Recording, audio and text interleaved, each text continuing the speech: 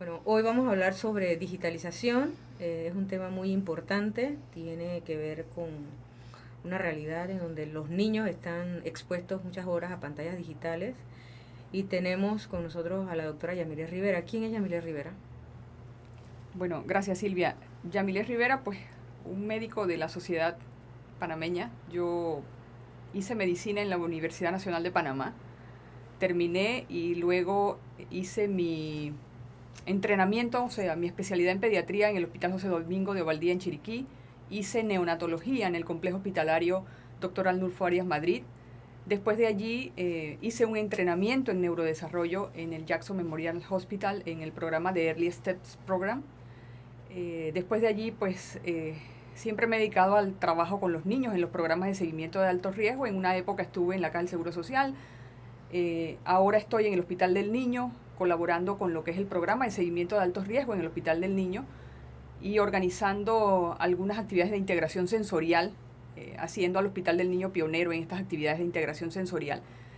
Y recientemente pues estoy colaborando en el programa o en lo que es el programa de niñez y adolescencia del Ministerio de Salud, interesados en la primera infancia, básicamente, en el manejo de todas las actividades que están dirigidas a mejorar esos primeros 1000 días y esos primeros 3 años de vida que son cruciales y que vienen muy acorde con la pregunta o el tema que estamos abordando hoy, que está relacionado con la digitalización, porque en ese punto crítico del desarrollo es cuando la exposición a pantallas planas tiene más impacto y realmente ocasiona pues los mayores cambios a nivel de esa programación que estamos haciendo con el bebé. Cuando nosotros vemos qué es digitalización y se busca en internet, se dice que la digitalización es el proceso mediante el cual un mensaje se convierte de una sucesión en una sucesión de impulsos eléctricos. Pero en el cerebro ya son impulsos eléctricos. Cuando el niño está viendo algo de la vida real, pues se convierte en impulsos eléctricos. ¿Qué es lo diferente que hay entre los impulsos eléctricos ya digitalizados o los impulsos que se van a formar eléctricos cuando el niño está viendo un ambiente natural? ¿Qué diferencia habría entre ese mundo digital y ese mundo natural? Bueno, una de las cosas más importantes que tienen que saber los adultos jóvenes, los padres que están en esta fase inicial de educación y de desarrollo, es que el cerebro del niño y esos impulsos eléctricos cerebrales que forman parte del desarrollo normal, si lo podemos llamar así, se organizan y se distribuyen de acuerdo a las experiencias del mundo externo y de acuerdo a la frecuencia con que tú te expones a esos estímulos. Eso quiere decir que mi electricidad interna, intrínseca que tenemos en toda esa comunicación cerebral, se organiza y se reorganiza todos los días, cada vez que el niño se expone a una experiencia en tiempo real, que está guiada, dirigida y estructurada por otra persona, o sea, por otro ser de su misma especie. Correcto. Sin embargo, cuando un niño se expone a una pantalla plana, está expuesto a la tecnología y a la reorganización de ese cerebro va a estar dependiendo de los fotogramas por segundo que se generan de una pantalla plana. Y entendamos que los fotogramas por segundo que se generan de una pantalla plana aumentan la calidad de la imagen. Cuanto más nítida es la imagen, cuanto más píxeles tiene la imagen que está formada. Y si yo quiero que esa imagen se mueva, tengo que agregar entonces una mayor velocidad a ese flujo eléctrico, y esos fotogramas y esos píxeles generan una recarga sobre ese cerebro que está en desarrollo, y ese niño que está formándose de inicio empieza a formarse en respuesta a la velocidad de la pantalla, a los píxeles que tiene en la fotografía y en la imagen, y a los fotogramas por segundo, que alcanzan más de 25 y pueden llegar hasta 160 fotogramas por segundo en un juego de video común y corriente. Si mi cerebro, que está en formación y que todos los días se organiza y se reorganiza en respuesta a ese estímulo externo, lo hace guiado por esos píxeles, por esos fotogramas, y el oído empieza a decodificar a través de un micrófono que está inserto en esa pantalla, no es posible que el cerebro reconozca otra cosa que no sea lo que viene de ahí, porque a eso estoy expuesto todos los días. Entonces, ese niño que se estructura en ese patrón difícilmente puede conectar con el mundo real, porque en el mundo real ni hay píxeles, ni hay fotogramas, ni hay un micrófono. No podemos hablar a través de un... Que esté modulando todo. No existe la posibilidad de que el niño module en ese patrón. Claro. ¿Y cómo le explicamos a estos padres la diferencia que hay en el sentido que la información venga de un solo lugar, que en esa pantalla plana de 2 dimensiones no haya tiempo, espacio, no haya reciprocidad, no haya bocas humanas que le enseñen al niño a cómo pronunciar? ¿Cómo afectaría toda esta información sesgada al cerebro de este bebé que está viendo a veces hasta horas y a veces desde muy temprano, 4 meses, 3 meses? Te podría yo decir que hasta más, porque a veces la mamá está dando pecho, pero está oyendo la tele, en vez de que la experiencia fuese que si estoy dando pecho, estoy hablándole a mi bebé para que mi bebé se fije en mi cara y empiece a aumentar sus capacidades atencionales. En cambio, lo que puede pasar es una madre moderna que pueda estar amamantando mientras está viendo Netflix. ¿Qué diferencias puede tener un bebé más tradicional, en donde su cerebro está recibiendo la información que corresponde, tanto lo que ve, lo que oye, lo que toca, tiene una coherencia, versus este otro bebé, entre comillas, moderno, digitalizado, en donde su ojito está viendo algo que no tiene nada que ver con lo que su oído está oyendo o lo que su mano está tocando? ¿Qué le puede decir a esos papás? ¿Por qué se desintegra ese cerebro? Porque la información es bizarra, aleatoria, y no estamos guardando la coherencia que debiera recibir el cerebro a través de sus sentidos. Exactamente. Y en lo que te refieres específicamente es a cómo el cerebro está interpretando la información que viene de afuera. Uh-huh. Y ese cerebro que está en desarrollo, que está por primera vez creando sus primeras conexiones, está conectando de acuerdo a esa información que recibe. Ese cerebro no tiene experiencias previas para saber que esa información que está recibiendo de la pantalla no es la correcta. No tiene herramientas para discernir, no tiene herramientas para filtrar, no tiene herramientas para realmente seleccionar de la pantalla lo que le es útil. No tiene la capacidad de hacer eso porque es un bebé en crecimiento y desarrollo. O sea, ese cerebro apenas está moldeándose y está moldeándose bombardeado en píxeles y en fotogramas por segundo. O sea, no es posible que él decodifique de manera correcta la vida real, porque es que no está expuesto a la vida real. Correcto. Toda la información que invade sus sentidos viene de la pantalla plana. No hay contacto con otro ser humano. La voz, el tono, el timbre, el volumen, la frecuencia, que son características del sonido, son totalmente diferentes cuando tú las emites o las pronuncias en tiempo real a cuando lo haces a través del micrófono de una pantalla plana. Entonces esos niños van creciendo con esas debilidades y sus zonas cerebrales no se organizan de la manera correcta. Obvio, cuando tú lo traes a tiempo real, ese niño no te va a mirar a los ojos, no va a prestar atención, no va a seguir instrucciones. Y la evidencia dice hoy que por cada 30 minutos de exposición a una pantalla plana hay 49% de retraso en el lenguaje expresivo. Eso quiere decir que si en los primeros 3 años un niño que no ha desarrollado el lenguaje adecuadamente, no ha completado los hitos que le toca para la edad, lo expones más de 1 hora diaria a una pantalla plana, no va a hablar. Simple y sencillamente no va a hablar, va a tener que ir ya a terapia de lenguaje. Simple y sencillamente porque alteramos los patrones normales del desarrollo. Y uno aprende a hablar entre los 6 meses y los 18 meses. Entonces, si en ese periodo en el que yo tengo que estar hablando con otro ser humano, estoy recibiendo información pixelada y en fotogramas a través de un micrófono, yo no voy a aprender a hablar. Claro. No voy a aprender. Y no tengo los patrones motores para poder... no tienes nada todavía en ese momento, porque ¿a quién estás imitando? No tienes el Recuerden que la primera parte del desarrollo del ser humano es visual, es la corteza visual. Correcto. Es la primera que madura. Eso significa, y están las neuronas en espejo, que funcionan por imitación. Pero ¿a quién imito si no tengo de quién copiar un patrón correcto? Lo estoy copiando de una pantalla plana que no tiene nada. No tiene boca, no tiene ojos, la nariz la tiene acá, habla como sea, gime, ahí los cerdos hablan, las bananas hablan, los monos hablan, y eso no es real. Claro, eso no es real, totalmente.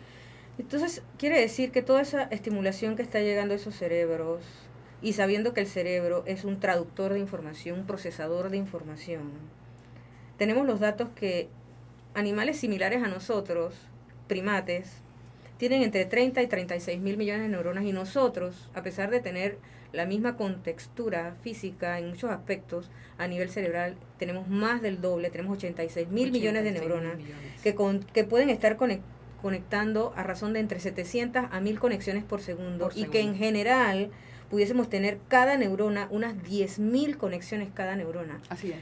Así que esa es la magnitud y todas las consecuencias que podemos estar teniendo en un periodo de tiempo muy corto, para que todas estas redes neuronales estén seteadas con mala información y con conexiones que están con información falsa. Totalmente. Falsas memorias. Falsas memorias. Y eso, ese mayor, el 85% de esas 1000 conexiones o 10.000 conexiones que va a tener ese niño se alcanza en los primeros 3 años. Correcto. Entonces, si nosotros a los primeros 3 años llegamos mal, pues quedaría en un signo de interrogación qué va a pasar de ella en adelante. Porque es que ya llegamos mal a los primeros 1000 días y llegamos mal a los primeros 3 años. Entonces, realmente es preocupante la exposición tan grande que tienen los niños a las pantallas planas. Y tú mencionas el término, esa estimulación. Y ahí hay que hacer un paréntesis, porque realmente lo que se recibe de una pantalla plana no es una estimulación. Yo lo catalogo como una desestimulación, porque realmente lo que ese niño está es hipnotizado. Realmente ese niño no se está estimulando. El hecho de que yo esté fijando la vista en un objeto no significa que le estoy prestando atención. Y ese niño lo que está es alterando todos sus procesos atencionales y la información que está recibiendo en ese momento. Y ahí, otro paréntesis, realmente en esa primera infancia, en esos primeros 1000 días, no hay juegos en pantallas planas didácticos. Si el niño no entiende y no puede interactuar con la pantalla y no tiene los patrones para decodificar lo que hay en la pantalla, eso no es didáctico. Y entonces, ¿cómo hacemos con todos estos centros de estimulación temprana que están usando pantallas digitales para que los niños estén en una época moderna, estimulados, viendo televisión? ¿Qué le podemos decir a los padres que pregunten en estos centros de estimulación si hay tiempo de digitalización, claro, el cual debe ser 0 entonces? 0, total. En los primeros 3 años, no te puedo decir qué le tenemos que decir a los centros, te puedo decir qué les debemos decir a los padres, porque son los padres la primera línea de defensa. O sea, nosotros como padres responsables tenemos que estar pendientes de que los niños van a estos centros, no para que los digitalicen más, van para que realmente alcancen patrones de estimulación adecuados, que por razones variadas yo no puedo dárselas en mi casa. En los primeros 3 años, la evidencia científica dice que los niños no pueden estar expuestos a pantallas planas. Y lo que en cualquier centro que haya centros con pantallas planas, eso pues de alguna manera debería ser regulado, organizado, porque los niños no pueden estar expuestos a pantallas planas, porque eso no es didáctico. ¿Y sabes si hay algún interés político de que eso se dé próximamente a nivel de la información general que reciben los centros educativos, los padres, los pediatras? O sea, que realmente esta sociedad panameña entienda y sepa de los grandes riesgos que expone a sus juventudes más vulnerables a las pantallas planas. Bueno, en ese sentido yo tengo que decirte que en este momento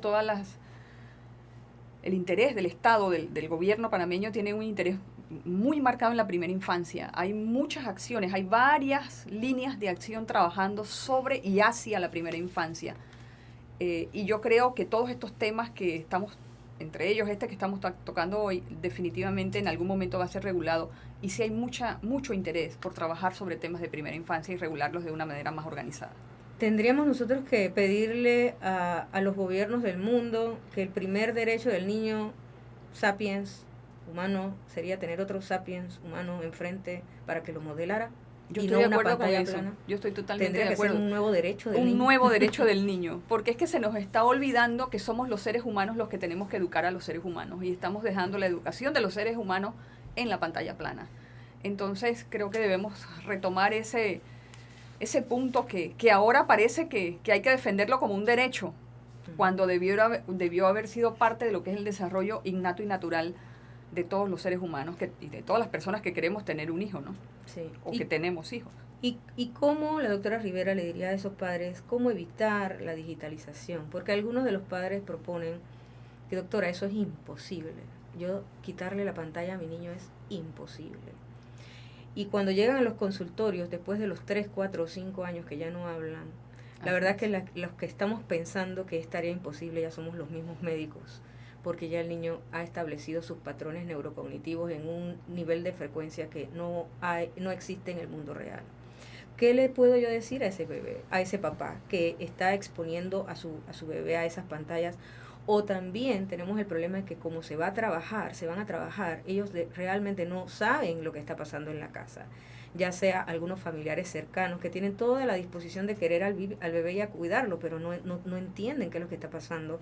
Y tampoco lo entienden las cuidadoras, las nanas que contratan, porque lo más fácil es dejar al niño tranquilo frente a la televisión mientras que todos estamos haciendo lo que nos gusta, en vez de incorporar al niño en las actividades de la vida diaria de la familia, para que él aprenda cosas útiles y comunes de la vida diaria. ¿Qué le puede decir la doctora Rivera a esos papás? ¿Cómo evitar la digitalización de sus bebés menores de 3 años? Bueno, una de las cosas más importantes de los padres es hacerles un llamado para que vuelvan a vivir el rol que nos corresponde si decidimos tener un hijo. O sea, aquel que decida tener un hijo tiene que entender que eso es un compromiso y eso conlleva una responsabilidad.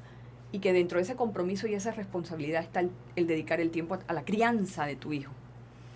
Y yo creo que eso es una cosa que hemos perdido, porque los padres tienen hijos, pero los meten en guarderías, se buscan más trabajos para pagar la guardería, buscan otro trabajo más para pagar 2 nanas, en lugar de dejar de trabajar para quedarse en la casa con sus hijos. Más tiempo. Más tiempo, porque lo que buscan es más trabajo para pagar más empleadas. Claro, y el niño entonces se parece más a todo el mundo. Más a la empleada, menos al papá. Claro. Porque lo primero que hay que entender es que eso es una responsabilidad y que a los hijos hay que dedicarles un tiempo. Y un tiempo que tiene que ser bien organizado y de calidad. Que no es fácil, sí, no es fácil, porque los compromisos de la vida día a día lo absorben a uno. Pero dentro de ese periodo uno tiene, y en esos primeros 1000 días, en esos primeros 3 años, es indispensable que haya un patrón a quien copiar, porque si no, realmente lo que hagan de ahí en adelante no va a importar mucho, ni va a variar mucho en la crianza de ese hijo. Y otra cosa que es bien importante es entender que la exposición a las pantallas planas es sumatoria, o sea, o es acumulativa. No, que él nada más ve 15 minutos en la mañana, 15 minutos al mediodía, 15 minutos, eso sumó 1 hora y media. O sea, no importa cuántas veces al día, todos los poquitos van a ir contando. Y no importa si fue celular, no importa si fue el juego de video, no importa si fue el televisor, todo eso suma. No importa si es solo que se lo doy en el carro cuando está en el alto, o no es solo cuando voy a viajar, o no es solo porque me fui de paseo en avión y le tuve que poner la pantalla. Todos esos pedacitos suman. Y hay que entender que existen otras cosas. O sea, yo viajaba al interior, yo vivía en el interior, y viajaba a Panamá y a mí jamás me dieron un celular. Teníamos libros de pintar, teníamos otros legos, o sea, habían muchos juegos. Canciones. Sí, uno cantaba, uno jugaba a ver los carros de colores que pasaban por la calle, cuántos cuentas tú, cuántos cuento yo. O sea, había una gran cantidad de juegos que uno hacía en el carro en ese viaje tan largo, que antes no era de 4 horas, déjame decirte. Bueno, parecía que en esos momentos lo que estábamos tratando de jugar era a la atención plena o mindfulness, para que el niño estuviera en el aquí, en el ahora, estuviera en el presente y estuviera interactuando con la información que estaba pasando en ese momento. Totalmente. Y que pudiese también interactuar con los adultos que lo rodeaban en un tema en común. Hoy por hoy los niños hablan de una cosa y los papás hablan de otra. Total. Entonces, y completamente desfasados el uno del otro, o sea, no... Y eso hace que no haya más conversación, porque es que yo no sé ni siquiera de qué conversar con mi hijo, o sea, no tengo ni idea. Entonces, ¿de qué conversamos? Están todos sentados en la cama, cada uno con su pantalla plana. Claro. Entonces, yo, en uno de esos tantos pacientes, un papá me dijo a mí, doctora, ya yo resolví el problema de la pantalla. Y yo le dije, ¿y cómo hizo? Se las quité todas. O sea, él tomó una medida radical porque era el único que quería que su hijo se resolviera. Claro. Entonces, él quitó las pantallas en la casa. Y efectivamente, el niño cambió, porque cuando realmente la pantalla no está, tú encuentras otras cosas en las que poner al niño. Y otra cosa que parece difícil de creer, muchas veces no es el niño el que tiene la necesidad, son los adultos. Entonces, no, es que no se la quito porque él va a hacer... No, los niños son los más fáciles de desintoxicar, si lo podemos decir de alguna manera. Tú le apagas la pantalla y listo. El que está sufriendo es el papá realmente. O el cuidador. O el cuidador, que ya no puede tener el televisor encendido, que ya no puede estar pendiente de lo que están dando. Y hoy esos niños se llaman consumidores pasivos, igual que le pasa a los que fuman. Claro. Que el televisor esté encendido cuenta como hora de pantalla y a veces no Correcto. tomamos eso en consideración. Y cuando tomamos eso en consideración ya no son 3 horas, son 5, 10 El niño horas pasa de exposición. todo el día expuesto a la pantalla plana, pero nadie habla con él, solo lo que dice la pantalla. Claro, y entonces ellos empiezan a tener ese lenguaje interno o murmullo o sonidos en donde no se callan Jerga. todo el día Ujú. y tampoco si están emitiendo sonidos tampoco están poniendo atención No. al ambiente porque No. ellos mismos se están dando un Se feedback, autoestimulan. tienen un ruido de fondo Así es, interno que no así les es. permite modelar Conectarse. su conducta, porque la conducta la modela el lenguaje interno y si no hablo bien o no estoy poniendo atención al mundo que me rodea, mi conducta va a ser errática. Total y completamente. Y muchas veces nos equivocamos como pediatras y como médicos y los mandamos solamente a terapia de lenguaje porque no habla. Claro. Y cuando el problema Punto es la importante. digitalización Ujú. o el problema es el problema de conducta y la inatención. Así es. ¿Cómo le podemos decir a los padres que lleven como un orden en la medida en que encuentren que su niño está teniendo un retraso del neurodesarrollo? ¿Cuál podría ser el orden correcto para que los papás no pierdan tiempo y que vayan bien organizados y dirigidos hacia mejorar la condición de su niño, sabiendo que en primera instancia está no digitalice a su bebé? Claro. ¿Qué más cómo ellos podrían abordar el tema en este Panamá tan complejo, en el sistema público y en el sistema privado, tan disperso, digámoslo así? Claro, mira, la vigilancia del desarrollo, primero hay que tener en cuenta que en el primer año y a lo largo de toda la vida, tenemos que monitorear todos los hitos del desarrollo. Los hitos del desarrollo se dividen en 4 pilares básicos: el motor grueso, el motor fino, el cognitivo, el lenguaje y le agregamos el otro, que es el socioemocional. Esos 5 pilares tienen que desarrollarse desde el nacimiento y ahí es donde cometemos el primer error, que creemos que el niño en el primer año es solo motor.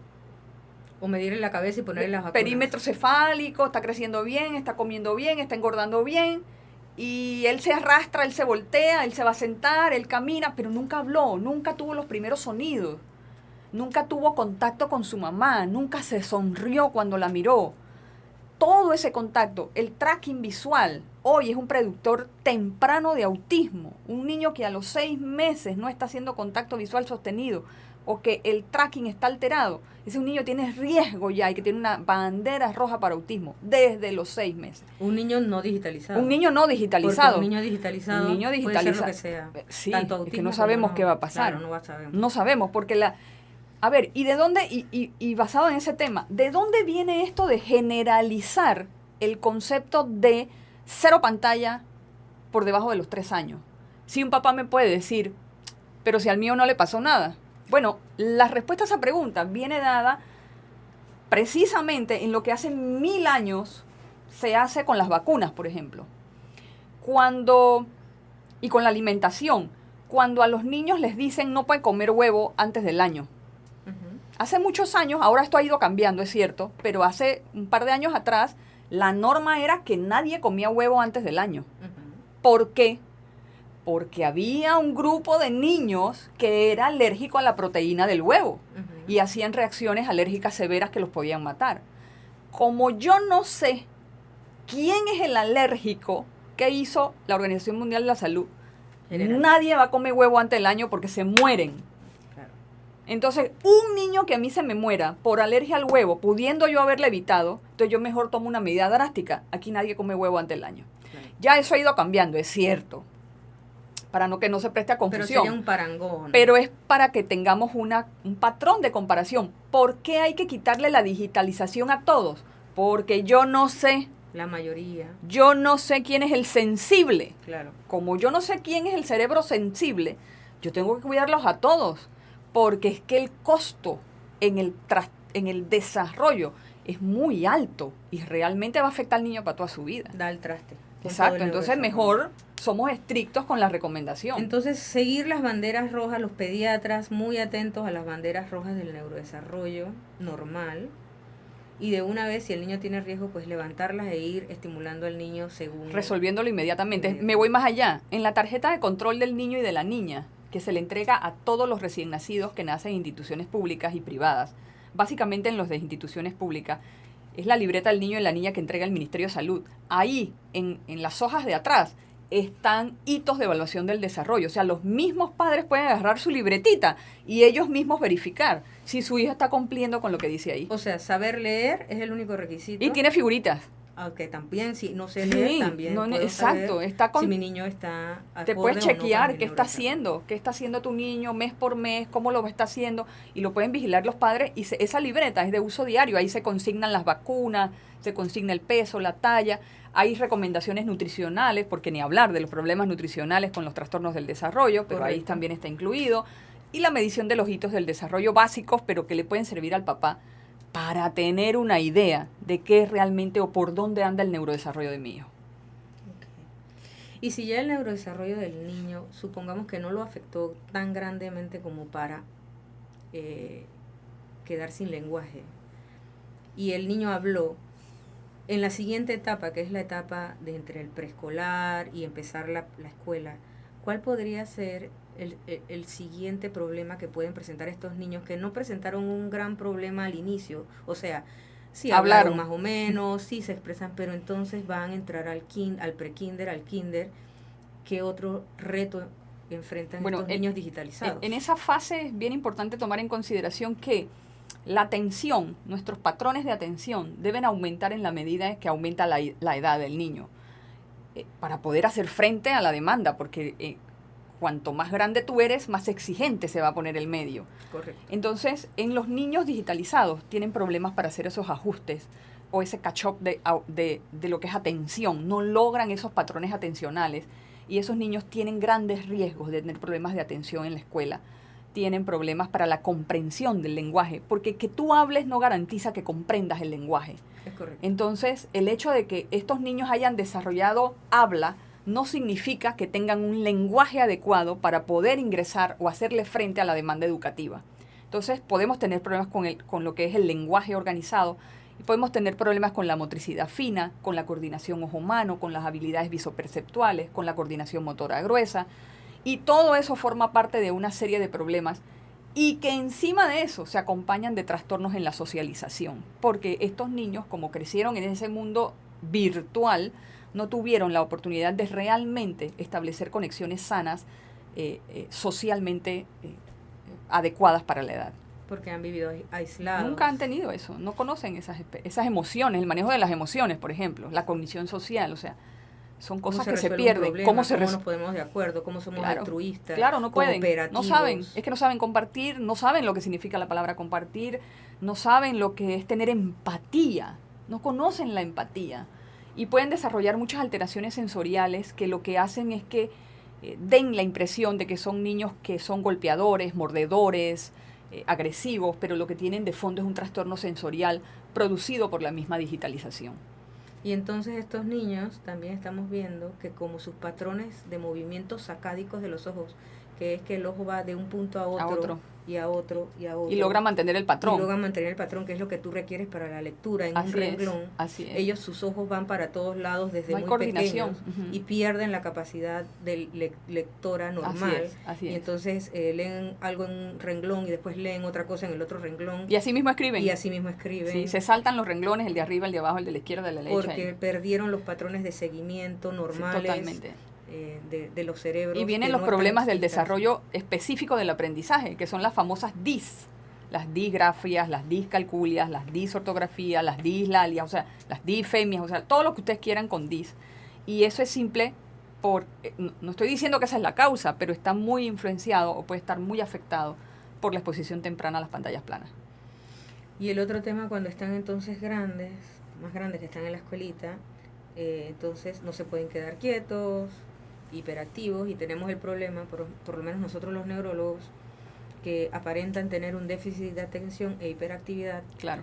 En las pruebas también pudiesen aparecer con déficit atencionales, pero cuando les pones medicaciones supuestamente para adecuadas para el déficit, entendiendo por déficit que no tiene suficiente dopamina y noradrenalina en su cerebro para funcionar, y que si yo le doy por fuera, debe van a estabilizarse. funcionar, estos niños empeoran su conducta porque ellos nunca estaban en déficit, sino que están hiperestimulados neuroquímicamente, y lo que tienen es exceso de dopamina, exceso, y cuando les damos los medicamentos no funciona. No funciona. Entonces todo el mundo quiere que los medique, y ningún medicamento sirve, porque lo que han estado es un alto nivel de procesamiento sensorial. Sí, lo que tienen es un trastorno de procesamiento sensorial. La forma en la que el cerebro recibe, interpreta, decodifica y emite una respuesta según el estímulo que entra. Háblanos un poquito de eso. ¿Cómo es que el niño a veces está como emite demasiado o sensa poco?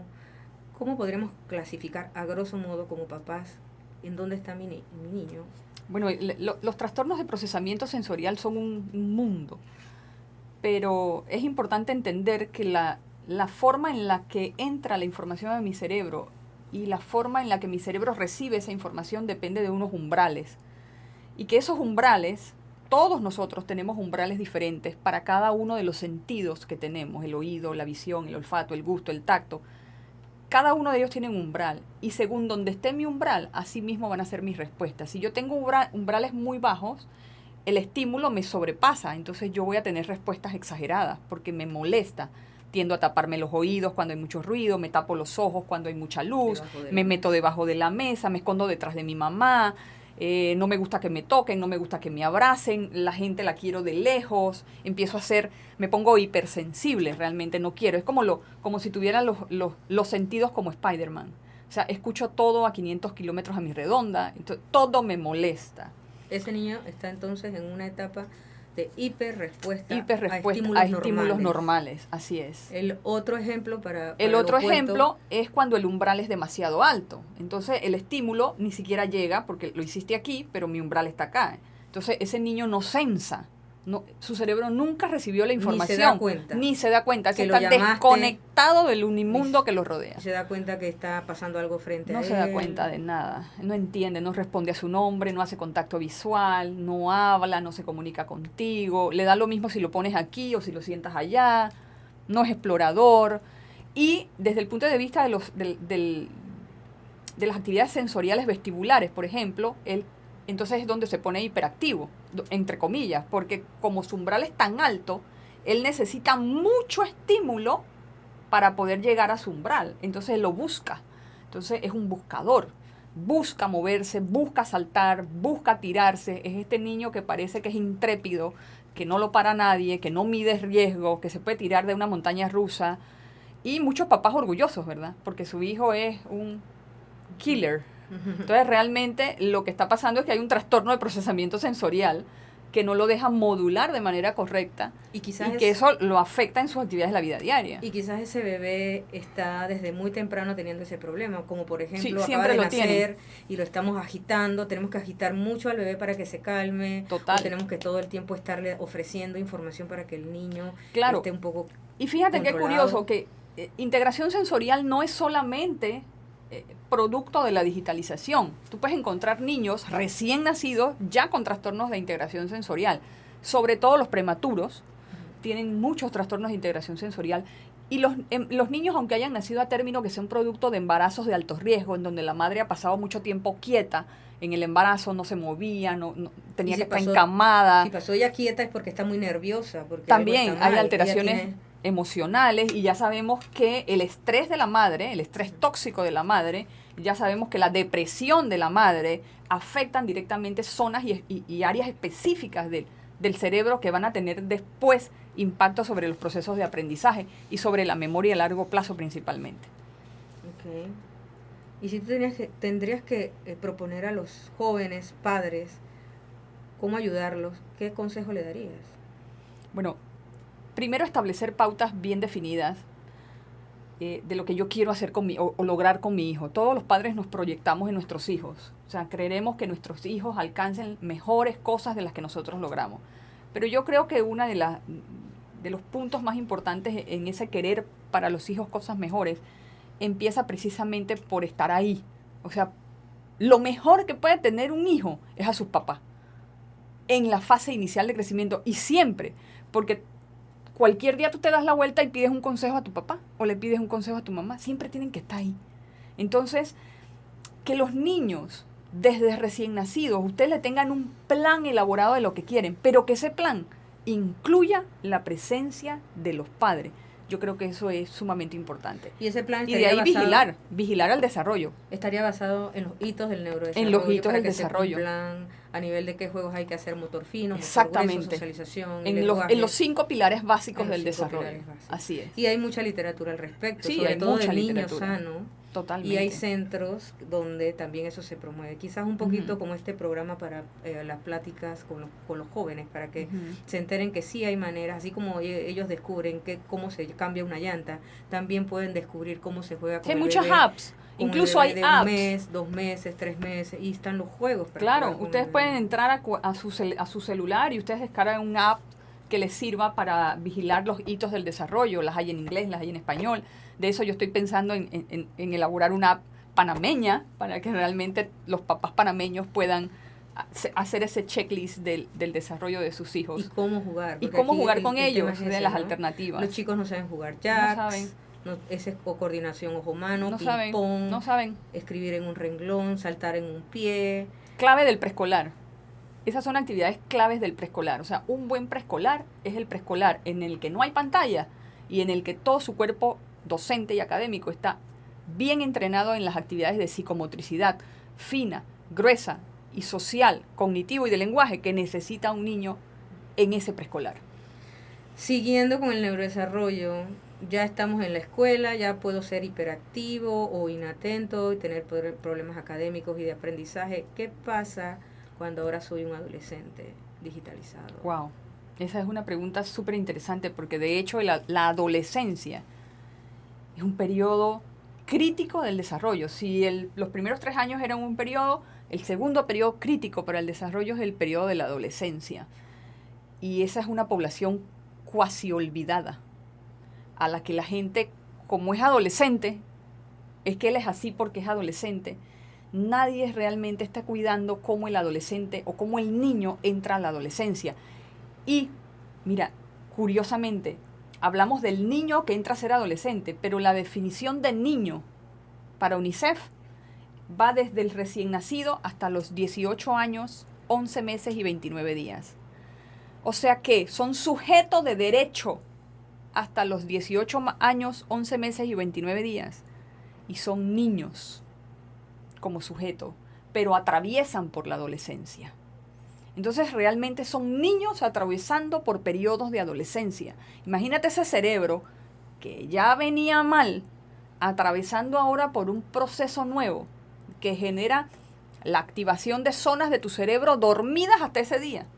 Y que ahora, ¡pap!, levantas una palanca y se activaron zonas del cerebro que no estaban. ¿Y cómo yo encajo en este mundo? Es la primera pregunta del adolescente. Y no hay nadie para que le conteste esa pregunta. Los papás no están. Los papás están trabajando para poder pagarle a la nana que tiene que quedarse con él hasta en la tarde. O si no, ganando dinero para pagarle los cursos a los que tiene que ir en la tarde y los tutores que tiene que tener para que le vaya más o menos en la escuela. Y buscando escuelas altamente costosas que le acepten hacer adecuaciones curriculares, porque ni hablar de ese punto. Entonces, realmente, estos padres se desgastan buscando trabajo cuando lo único que tienen que hacer es dejar de trabajar e ir a buscar a su hijo, irse a la cinta costera, irse a jugar fútbol, irse a hablar con ellos, a escucharlo. Hijo, ¿por qué tú dices que no encajas? Mira, lo que pasa es esto y lo otro. No hay con quién. Y otra cosa muy interesante, porque hemos hablado del tema de digitalización a lo largo de la infancia y sabemos que los niños de repente tienen un lenguaje muy limitado porque no hablan, no tienen buen vocabulario, no hablan con nadie, no practican. Y luego viene ese adolescente que ahora se tiene que decir a él mismo quién es y qué ser. Y ya entramos en otro aspecto muy técnico de las neurociencias que se llama el modo predeterminado, Default Mode Network, en donde el mismo cerebro se autorregula, se da auto-coaching, y como ellos no, y que te dicen, no importa, hablado, sigue adelante, tú puedes, pero ellos no saben hablar. Ellos no hablan, no tienen nada allí, no tienen nada para decir quién son, nada o cómo voy a buscar respuestas. Sin embargo, entonces tienen que ver un tutorial. Para mí descargan un tutorial. ¿Quién soy yo? Vamos a ver, ¿quién soy yo? Tú eres, el tutorial te dice quién eres, porque no tienes identidad. Y para mí es interesante porque de repente yo me he encontrado con jóvenes de 15, 18 años que me dicen, doctora, yo sé exactamente qué hacer para ganar en el juego X, pero no sé qué hacer para llegar a una reunión de mi salón porque no sabe, tengo no hay interacción social. O sea, no tiene memorias, no tiene estructura previa. Nunca ha estado en una reunión como esa, siempre está virtual. Exactamente. Entonces, quiere decir que los problemas de la personalidad, del estado de ánimo, las tendencias suicidas, intentos, pensamientos, los cuadros depresivos, serían entonces autocompasión, serían el mayor problema del adolescente, tras que de por sí pudiese haber sido un problema antes de la era digital. Quizás está exacerbado. Totalmente, yo considero que sí, y sobre todo porque estos adolescentes que no tienen esas herramientas para enfrentar esos retos de la vida, lo buscan en la internet. Entonces, la web, los videos, los tutoriales, eso es lo que les está diciendo.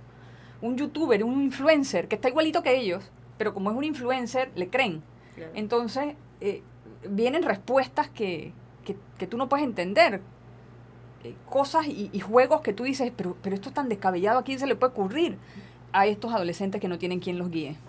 Y a eso le podríamos adicionar la terrible adicción a los videojuegos, donde las industrias especializadas con expertos en neurociencias son capaces de crear videojuegos que son completamente adictivos y creando mercado a futuro, les regalan los juegos hoy a los 12, 13, 14 años para crear ese ludópata del futuro. Totalmente, todos los videojuegos son adictivos porque todos entran al cerebro y activan en el cerebro las mismas vías de dependencia que se activan cuando el ser humano es adicto a la cocaína. Entonces imagínate el grado de adicción, estamos hablando de un circuito dopaminérgico y que lo que hace es hacerte pedir más y más y más para sentirse bien, y eso es lo que hace que no te puedas desenganchar del juego, ese mismo sentido de adicción que te genera el juego como tal. Entonces eso es una crisis mundial realmente. Pero es que a la industria de estas cosas no les interesa eso. De hecho, hombre, Steve Jobs se murió, pero Steve Jobs, en un reportaje que dio en el 2011, decía que él no dejaba que sus hijos jugaran con iPads ni con ningún juego de video. Claro. Lo que le tenía a sus hijos era una biblioteca en la casa. Y nos vamos al otro lado, el que tiene que ver con Microsoft, Bill Gates. Bill Gates no le dio celulares a su hija hasta que no cumplió 10 años. Entonces, ellos saben que eso no hace bien. Pero negocios son negocios. Y de hecho, en las cartillitas de todos los videojuegos, en el inserto y en la contraportada dice que no son aptos para tales edades y para tales niños, y que si, ejemplo, sufren de epilepsia no lo pueden usar. Pero papá igual se lo compran, o sea. Entonces quiere decir que los papás saben muy bien por qué no le dan un sorbito de vodka todos los días al niño o una pavadita de cigarrillo todos los días al niño, pero no pueden entender por qué no lo dejo 10, 15, 30 minutos viendo tele. Así es, eso no lo pueden entender. O 6 horas. Porque esta es una adicción que no se ve. Solo se sufre. Ajá. Y que socialmente la gente la tiene aceptada. Claro. Entonces, como socialmente no me cuestionan, entonces yo lo sigo haciendo. Ok, y entonces ya ese niño que no habla bien, que no tiene buen lenguaje interno, que no ha tenido buenas habilidades escolares para aprender, que no le gusta este mundo quieto, que requiere ese feedback de gaming todo el tiempo, adicto, se volvió un adulto joven. Tiene cédula, va a votar, va a elegir por el que sea. O sea, eso no tiene criterio. Va a casarse y va a tener hijos. Y se va a divorciar. Se va a divorciar muy rápido. Aumenta el índice de divorcios en esta población. Van a elegir mal. ¿Tienen más hijos o tienen menos hijos? ¿Tendrán miedo de tener hijos como ellos? Tienen miedo de tener hijos como ellos. No quieren tocarse. Pero el problema de todas estas cosas es que en ese fracaso continuo al que se van a enfrentar, empiezan a perder todavía más valor. Cuando digo valor, me refiero a los valores de la vida diaria, o sea, lo que te hace los valores tradicionales. Eso se pierde. Tienen nuevos valores, por supuesto. Es que hubo un cambio total de ese adulto, ese niño que llegó con esas características especiales. Y realmente ya no les, entre comillas, no les importa con nada y con nadie. Entonces, realmente tener un hijo, no, ¿yo para qué quiero tener un hijo si este mundo se va a acabar? Entonces, o sea, como el negativismo... como no aprendimos a ser altruistas... No, eso no existe. Tampoco no, para nada. Ahora que somos. No puedes ser altruista. Lo que no aprendiste de niño no lo vas a aprender de adulto. Se necesitaría un gran compromiso personal para realmente tú hacer una modificación de adulto. Muy difícil. Muy difícil. Bueno, entonces la digitalización afectándonos desde el nacimiento o inclusive antes del nacimiento, porque si no mal no recuerdo, hay un caso de un niño que la mamá estando embarazada en Asia, estando embarazada, tuvo problemas para alimentación, el niño salió con ciertos problemas y como ellos eran adictos a juegos, dejaron al niño sin comer hasta que el niño se murió y eso fue uno de los primeros casos de reportados como adicción, que tuvieron que, entre comillas, hasta perdonar nefastas a los padres un poco porque es que ellos mismos eran adultos enfermos, a pesar de que, enfermos. Que habían descuidado tan tremendamente a su niño.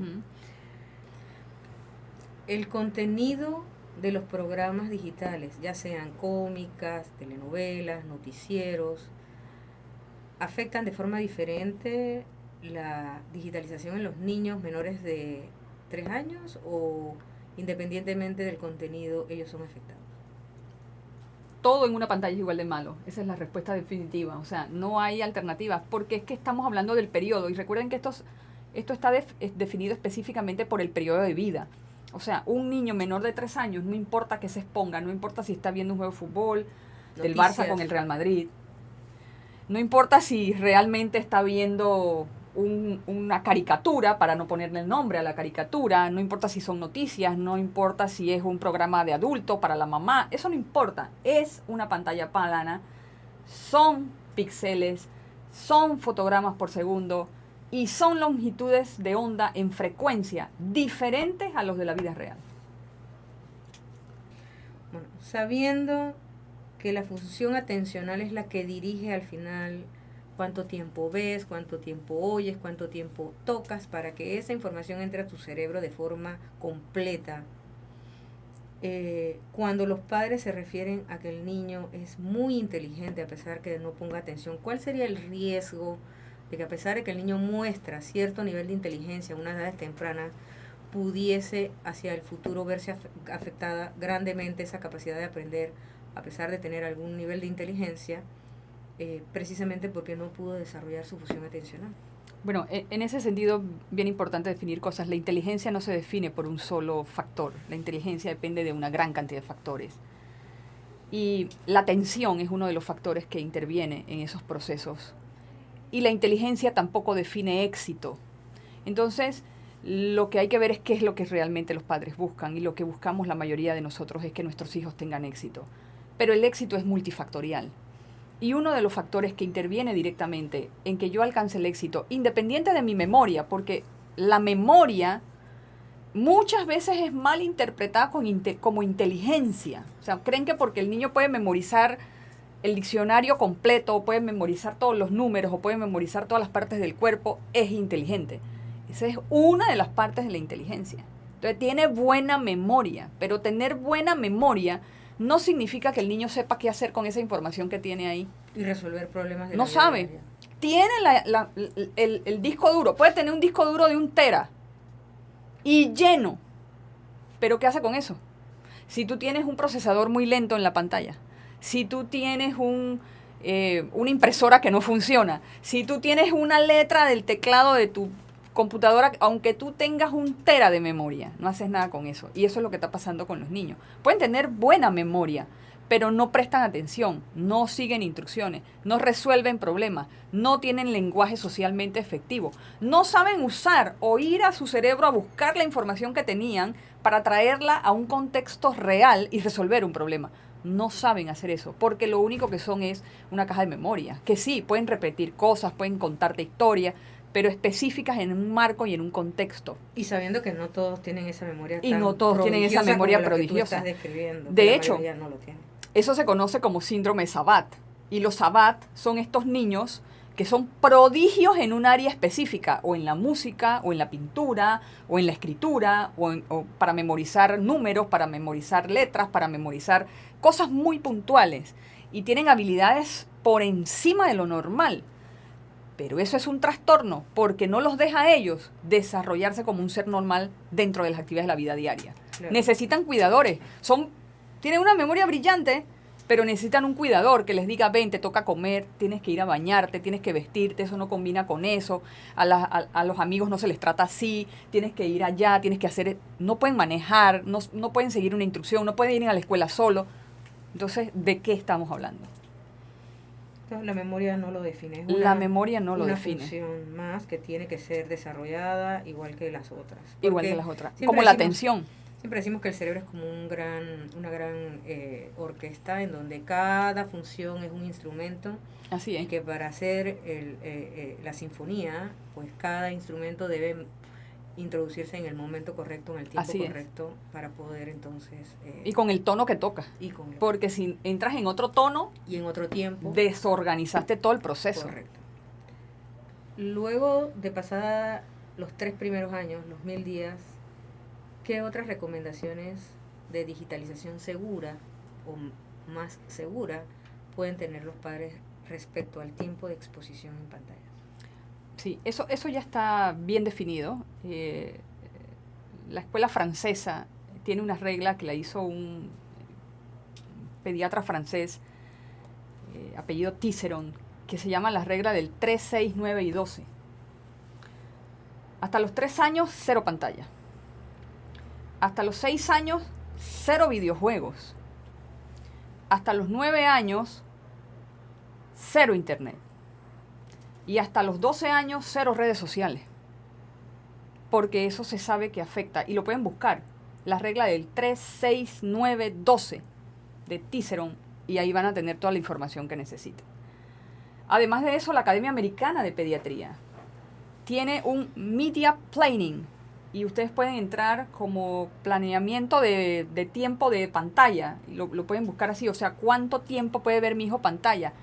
Y hay un plan medial o mediático, no sé cómo, media planning, o sea, y allí ustedes entran y hay incluso lo que se conoce como la free zone, que son zonas que los padres van identificando en las casas donde no hay pantalla. Media free zone. Y esas zonas, los padres son los que ponen en el comedor no hay pantalla, en la sala no va a haber pantalla, en la cocina no hay pantalla, o sea, el padre de tal hora. Y además de eso ya hay apps que ustedes las pueden descargar en sus teléfonos donde están los controles parentales. O sea que es mentira que no le pueden poner límites a los niños porque existen apps en donde tú estableces qué contenido pueden ver, a qué sitios de internet pueden entrar, qué apps no están permitidas descargar y cuánto tiempo les vas a dar al día. Eso existe. Y para regular a los padres también. El mismo padre. El Wi-Fi. Los Wi-Fi tienen un control en donde usted puede seleccionar qué dispositivo tú conectas al Wi-Fi en tu casa. Tú puedes seleccionar el dispositivo de tu hijo y tú le dices, bueno, desconectado de tal hora a tal hora. Desconéctale en el Wi-Fi. No peleen con el niño, se cayó el Wi-Fi. Punto. No hay Wi-Fi. Y entonces ustedes lo hicieron acá desde su programador con su router y ya, no hay Wi-Fi. Entonces hay muchas medidas ágiles. A ver, los niños son brillantes, pero nosotros por viejos somos más inteligentes que ellos.